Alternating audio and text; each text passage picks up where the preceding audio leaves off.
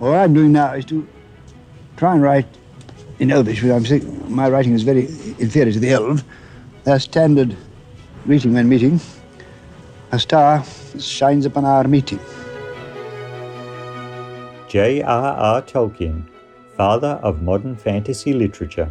Continue watching to find out more. Saintly viewers, Kaish Tashiu, that's how are you in Manx, one of the official languages of the Isle of Man. I'm Connor. The gentle people of the Isle of Man thank you for always being loving guardians of our cherished animal friends through heaven's abiding care.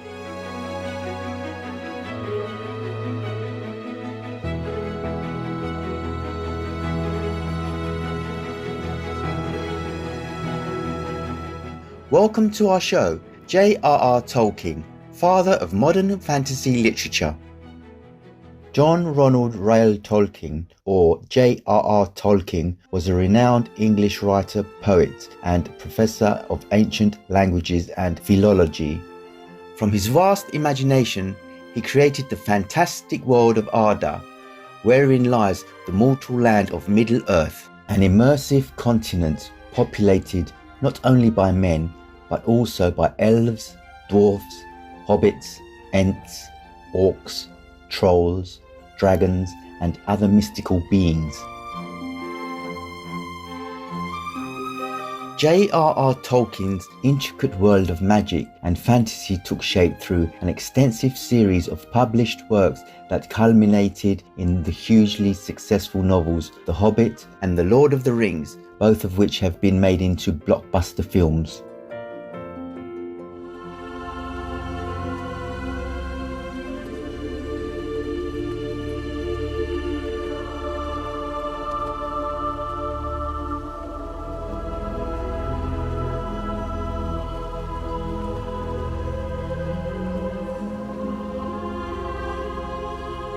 J.R.R. Tolkien was born on January 3rd, 1892 to Arthur Reuel Tolkien and Mabel Tolkien in Bloemfontein, Orange Free State, South Africa, where his father was head of the local branch of a British bank. In 1895, his mother Mabel brought him and his younger brother Hilary back to England for an extended family visit. Tragically, his father passed away from rheumatic fever before he could join them, and they went to live with Tolkien's grandparents in King's Heath, Birmingham. Soon after, the family rented a humble place in Sarhol near Birmingham. Tolkien was homeschooled by his mother, who taught him many languages, including Latin. She also taught him botany, thus nurturing his love for nature. Mabel would often tell stories of epic legends and myths to stimulate his young imagination. By the age of 4, Tolkien could read and write fluently and was encouraged to read as much as he wanted. Sadly, Mabel Tolkien passed away in 1904 from acute diabetes. 12-year-old Tolkien and his younger brother were adopted by Father Francis Xavier Morgan, a local priest and close friend of his mother. Father Francis arranged for the boys to stay at a good boarding home and made sure that they received a good education. Tolkien attended the prestigious King Edward School in Birmingham, where he formed the Tea Club and Bolivian Society, or TCBS, with 3 like-minded friends and aspired to change the world with poetry, art and literature. His close friendship with the members would help to inspire his future writing. After trying for 3 years, Tolkien finally won a scholarship in 1911 to Oxford University, where he studied English language and literature. In 1915, Tolkien graduated from Oxford with the highest level of achievement.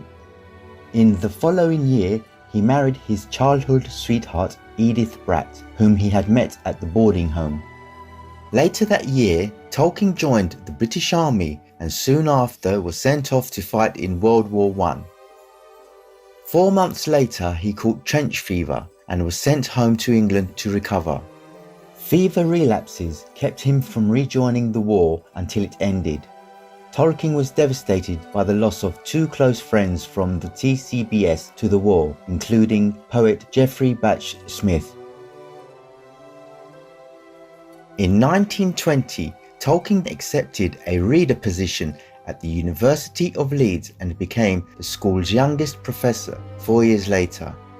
While at Leeds, he published a Middle English vocabulary and co-published a definitive edition of Sir Gawain and the Green Knight with E.V. Gordon.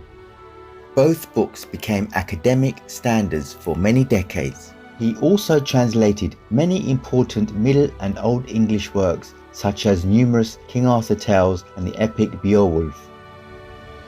Tolkien returned to Oxford in 1925 to become the Rawlinson and Bosworth Professor of Anglo-Saxon with a fellowship at Pembroke College.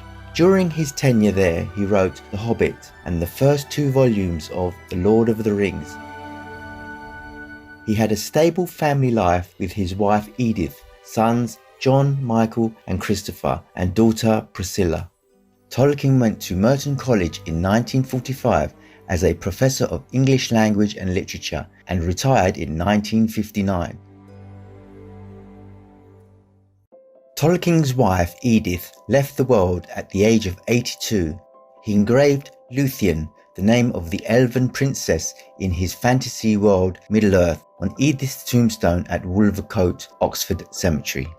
In September 1973, Tolkien died and was buried in the same grave with the name Beren, Luthien's fictional husband, added to his tombstone.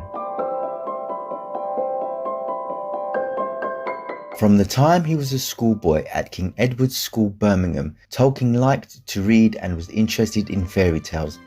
He began to write the story of Caerleon as a student at Exeter College, Oxford, and later reformed the Caerleon character into the heroic Turin Tarambal. In 1917, during his period of recovery from the war, he stayed in Little Heywood, Staffordshire, and wrote the manuscript of The Book of Lost Tales, which was his attempt to create a mythology for England. All the manuscripts of the aforementioned stories and another mountain of papers were published only after Tolkien's death through the efforts of his third son, Christopher Tolkien.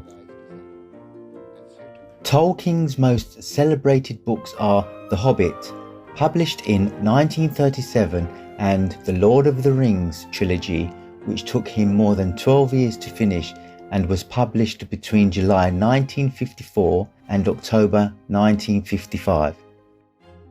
Among the trademarks of Tolkien's books are the fascinating fairy languages some of the characters speak, sounding out of this world, yet familiar. In developing the Quenya, Sindarin and other languages for the Elvish in the tale of Middle-earth, Tolkien was seemingly much influenced by Finnish.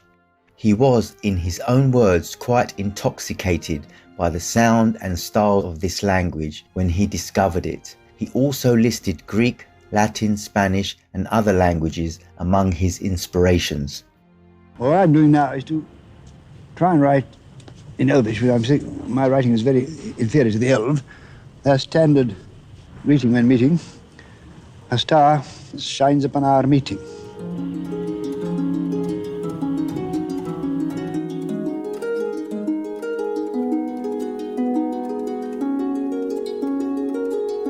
Peter Kreeft, the author of The Philosophy of Tolkien, the worldview behind The Lord of the Rings, believes that Tolkien started to invent special languages during his sick leave from war as a way to preserve his sanity, saying, "Here was a beautiful ordered world that he could at least create as an answer to this horrible disorder."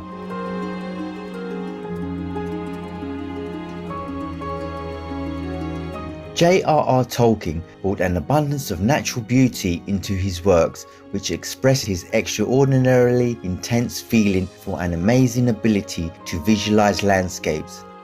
It seems that certain places from his background and life experience influenced the places he created in the tales.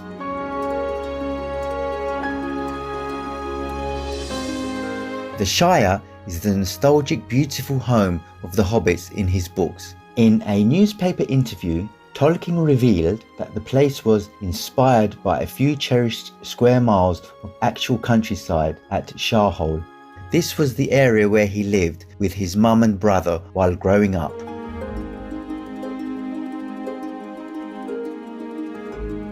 Whereas his trip to Switzerland in 1911 gave Tolkien the idea for Bilbo Baggins' journey from Rivendell, the Elvish space, to the misty mountains.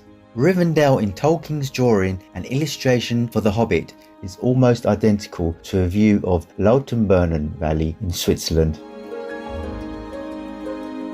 Tolkien was a devout Catholic due to the influence of his mother and father Francis Morgan, who supported his family while they were in need. His faith is reflected in his writings in a letter he wrote. The Lord of the Rings is of course a fundamentally religious and Catholic work, unconsciously so at first, but consciously in the revision. That is why I have not put in, or have cut out, practically all references to anything like religion, to cults or practices in the imaginary world, for the religious element is absorbed into the story and the symbolism. Peter Kreeft states that in Tolkien's eyes, the world is a wonderful and terrible place, a place of striking beauty and danger at the same time, and that God hides himself behind different kinds of magic such as enchantment, divine providence, and strange coincidences. The world is a sacramental place where concrete material things happen. Even Gandalf the wizard, who is a kind of archangel, has to fight physically.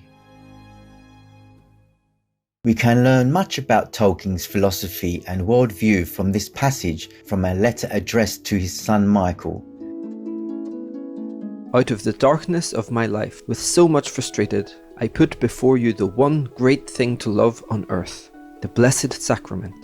There you will find romance, glory, honor, fidelity, and the true way of your love upon earth.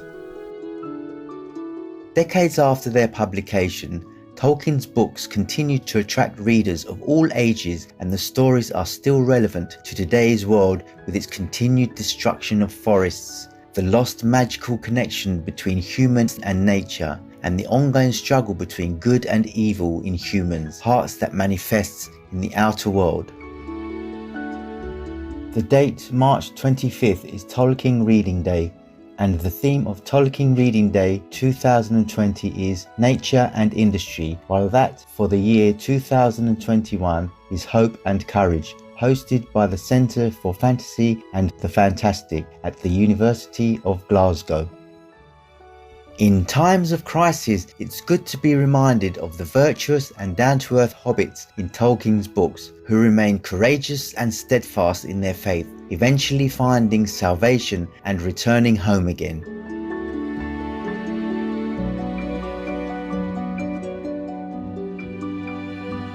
Cherished viewers, thank you for your company today during J.R.R. Tolkien, father of modern fantasy literature. May your hearts rejoice in the glory of God. Our programs offer many languages. Please visit suprememastertv.com/schedule and suprememastertv.com/AJAR. Nos programmes offrent plusieurs langues. Veuillez visiter suprememastertv.com/schedule et suprememastertv.com/AJAR.